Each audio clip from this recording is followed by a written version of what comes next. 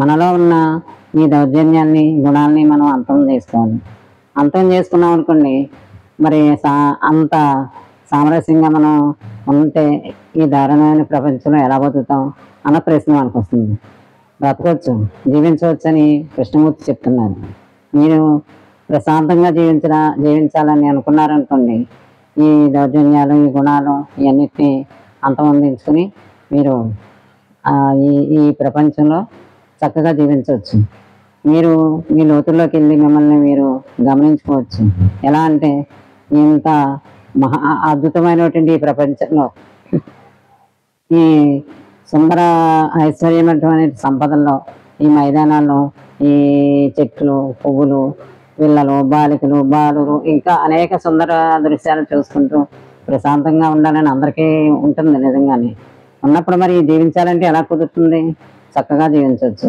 మనం మన లోపల ఉన్న ఈ దౌర్జన్యపూరితమైనటువంటి ఈ గుణాలన్నింటినీ పూర్తిగా అంతం చేసుకుని అవి మనలో రాకుండా ఎలా చేసుకోవాలి?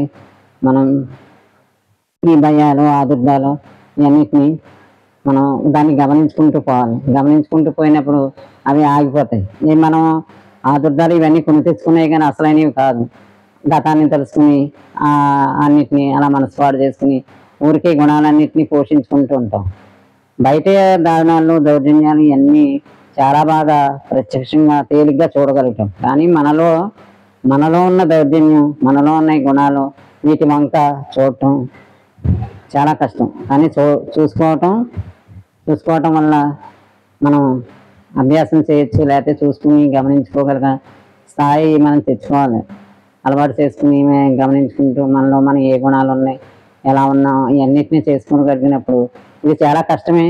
కానీ బయట అయితే చూడటం తేలిక, ఇది చాలా కష్టం. కానీ అలా చూసుకోగలిగినప్పుడు ఈ విషయాన్ని లోతుగా, ఇంకా లోతుగా ఈ రెండు విషయాలు, బయట విషయాలు అయితే తేలిగ్గా ఉంటాయి. మన అంతర్లీనంగా మన లోపల ఉన్న గుణాలు ఎలాగ మనం తగ్గించుకోవాలి, ఎలాగ అంతం చేసుకోవాలి అన్న విషయాల మీద ఇంకా లోతుగా వెళ్ళి మనం పరిశోధించి చూసుకోవాలి. ఇది కృష్ణమూర్తి మాటలు. చాలా కొంచెం కఠినంగా అనిపించు, కానీ ఇంకో 1-2 సార్లు అది వినండి. మీకు చక్కగా కొత్త విషయం, మన లోపల ఉన్న విషయమే ఇది.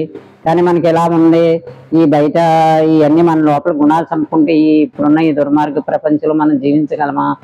ఎలాగా ఇవన్నీ మరి మనం ఇతరులు మనకి ఇలాగా దౌర్జన్యాలై మనం వాటికి బలైనప్పుడు మనం ఇంత ప్రశాంతంగా మనం జీవించాలంటే కాదు, మనము తిరిగి అలా తయారవ్వాలన్న ఆలోచనలే మనకు ఉంటాయి. కానీ మనల్ని మనం ప్రశాంతంగా జీవించడానికి ఎలా జీవించాలి, ప్రశాంతంగా ఉండడం అందరికీ ఇష్టమే. జీవితంతో సాఫీగా వెళ్ళాలని ఈ సంఘంతో, ఈ సమాజంతో సామరస్యంగా, ఈ ప్రపంచంతో, ఇప్పుడు ప్రపంచాలు దాటి వెళ్ళిపోతున్నాం, దేశాలు దాటి వెళ్ళిపోతున్నాం కదా, ఎలా సామరస్యంగా ఉండాలన్న దానికి ఏంటంటే మన లోపల ఉన్న, బయట ఉన్నాయన్నీ చూస్తాం, కానీ మన లోపల ఉన్న మన దుర్గుణాలు, ఈ దౌర్జన్యాలు, వీటిని మనం కట్ చేసుకుంటూ మనం వీటిని చూసుకోగలగాలి. బయటికి కాదు, బయటికి చూసే ముందుకు వెళ్ళిపోతాం, చాలా తేలికది. కానీ లోపల ఉన్నదాన్ని మనం తెలుసుకోవడం చాలా కష్టం.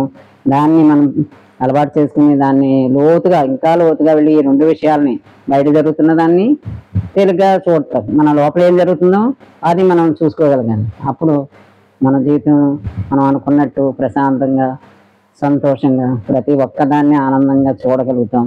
ప్రతి దాని సౌందర్యాన్ని మనం అనుభవించగలుగుతాం. ప్రతిదీ మన కంటికి అందంగా కనిపిస్తుంది. ప్రపంచం ఒక సుందర దృశ్యంగా కనిపిస్తుంది. ఇది జిడ్డు కృష్ణమూర్తి మాటలు.